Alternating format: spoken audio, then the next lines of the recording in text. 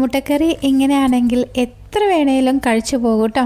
ചോറിൻ്റെ കൂടെ മാത്രമല്ല, ചപ്പാത്തിൻ്റെ കൂടെ, പൊറാട്ട, നാൻ, അപ്പം എല്ലാത്തിൻ്റെ കൂടെയും നല്ലൊരു കോമ്പിനേഷനാണ് ഈ ഒരു മുട്ടക്കറി. അപ്പോൾ ഇതെങ്ങനെയാണ് ഉണ്ടാക്കുന്നതെന്ന് കണ്ടു നോക്കിയാലോ. ഇതിനു വേണ്ടി ഒരു പാത്രം അടുപ്പിലേക്ക് വെച്ച് കൊടുക്കാം. അതിലേക്ക് 1 ടീസ്പൂണ് മുഴുവനായിട്ടുള്ള കുരുമുളക്, 1/2 ടീസ്പൂണ് ചെറിയ ജീരകം, 2 കറുവാപ്പട്ടയുടെ ചെറിയ കഷ്ണം ഇട്ട് കൊടുക്കാം. ഇതിലേക്ക് 3 ഏലക്കായ, കുറച്ചധികം കറിവേപ്പില, 1 ടീസ്പൂണ് പെരുംജീരകം, 6 വറ്റൽമുളക് എന്നിവ ചേർത്ത് കൊടുത്ത് നന്നായിട്ടൊന്ന് റോസ്റ്റ് ചെയ്തെടുക്കാം. ഞാനിവിടെ കാശ്മീരി മുളകാണ് ചേർത്തിരിക്കുന്നത്. എന്നിട്ട് നന്നായിട്ട് ഇതൊന്ന് മൂപ്പിച്ചെടുക്കാം. തീ ഒരു ലോ ഫ്ലെയിമോ അല്ലെങ്കിൽ മീഡിയം ഫ്ലെയിമോ വരെ ഇട്ട് കൊടുക്കാവുന്നതാണ്. ഇപ്പോൾ അത് നന്നായിട്ട് റോസ്റ്റായി വന്നിട്ടുണ്ട്. ഇനി ഫ്ലെയിം ഓഫ് ചെയ്ത് കൊടുക്കാം. ഒരു മിക്സിയുടെ ജാറിലേക്ക് ഇട്ട് കൊടുത്ത് നന്നായിട്ട് പൊടിച്ചെടുക്കാം.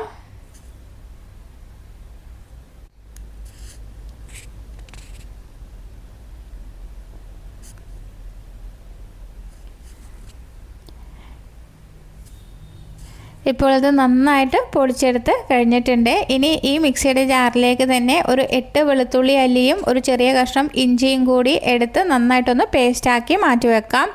വേറൊരു പാത്രം അടുപ്പിലേക്ക് വെച്ച് കൊടുത്ത് ഇതിലേക്ക് കുറച്ച് വെളിച്ചെണ്ണ ഒഴിച്ചു കൊടുക്കാം.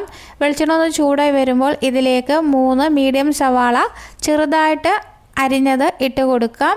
എന്നിട്ട് നന്നായിട്ടൊന്ന് വഴറ്റിയെടുക്കാം. ഇതിലേക്ക് ആവശ്യത്തിനുള്ള ഉപ്പ് ചേർത്ത് കൊടുക്കുന്നുണ്ട്. എന്നിട്ട് നന്നായിട്ട് വഴറ്റിയെടുക്കാം. ഇത് ഒരു ബ്രൗൺ കളർ ആകുന്നത് വരെ നമ്മൾ റോസ്റ്റ് ചെയ്തെടുക്കണം. തീ ഒരു മീഡിയം ഫ്ലെയിമിൽ ഇട്ട് കൊടുത്ത് നന്നായിട്ട് വഴറ്റിയെടുക്കാം. ഇപ്പോൾ ഇത് ഉള്ളിയൊക്കെ നന്നായിട്ടൊന്ന് സോഫ്റ്റായിട്ട് വന്നിട്ടുണ്ട്. ഈ ടൈമിൽ നമ്മൾ നേരത്തെ അരച്ചു വച്ചിരിക്കുന്ന ഇഞ്ചി വെളുത്തുള്ളി പേസ്റ്റ് ചേർത്ത് കൊടുക്കാം. ഇഞ്ചി വെളുത്തുള്ളി പേസ്റ്റ് ഇട്ടതിന് ശേഷവും ഇത് നന്നായിട്ട് ഇളക്കി കൊടുക്കാം. ഇപ്പോൾ ഉള്ളിയൊക്കെ നന്നായിട്ട് ബ്രൗൺ കളറായിട്ട് വന്നിട്ടുണ്ട്. ഈ ടൈമിൽ നമ്മൾ പൊടിച്ചു വെച്ചിരിക്കുന്ന മസാലപ്പൊടി ഇതിലേക്ക് ചേർത്ത് കൊടുക്കാം. എന്നിട്ട് നന്നായിട്ട് ഇതൊന്ന് മൂപ്പിച്ചെടുക്കാം.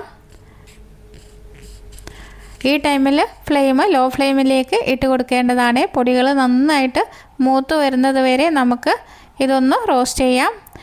ഇനി ഇതിലേക്ക് 2 തക്കാളി ചെറുതായിട്ട് അരിഞ്ഞതുകൂടി ഇട്ട് കൊടുത്ത് നന്നായിട്ട് ഇളക്കിയെടുക്കാം. ഇനി തക്കാളി ഒന്ന് നന്നായിട്ട് ഉടഞ്ഞു കിട്ടുന്നതിന് വേണ്ടിയിട്ട് ഇതിലേക്ക് അല്പം ചൂടുവെള്ളം ഒഴിച്ചു കൊടുക്കുന്നുണ്ട്. എന്നിട്ട് നന്നായിട്ടൊന്ന് ഇളക്കിയെടുക്കാം.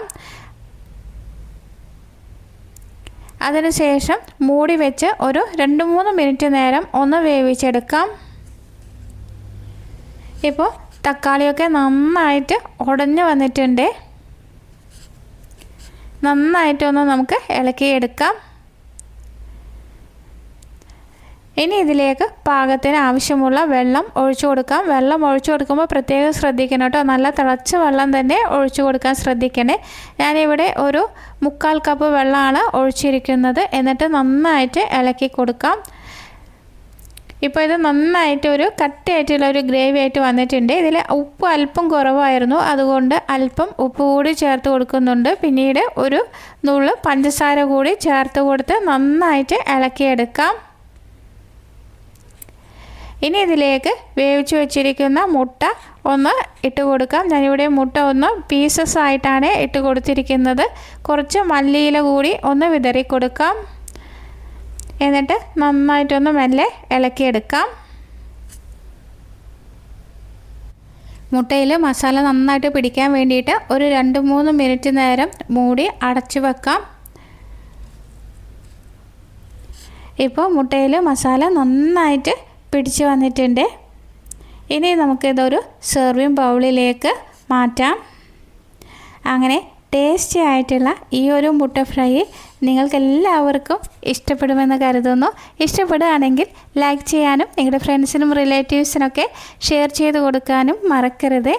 പുതുതായി ഏതെങ്കിലും കൂട്ടുകാർ ചാനൽ കാണുന്നുണ്ടെങ്കിൽ ചാനലിനെ സപ്പോർട്ട് ചെയ്ത് സബ് ചെയ്യാനും കൂടി മറന്നു പോകരുത്. വലതുവശത്ത് കാണുന്ന ബെല്ലൈക്കൺ ക്ലിക്ക് ചെയ്ത് ഓൾ എന്ന് പ്രസ് ചെയ്താൽ മാത്രമേ ഞാനിടുന്ന അടുത്ത വീഡിയോയുടെ നോട്ടിഫിക്കേഷൻ നിങ്ങൾക്ക് ലഭിക്കുകയുള്ളൂ. അടുത്ത നല്ലൊരു വീഡിയോയുമായി വീണ്ടും കാണാം. Thank you for watching. By.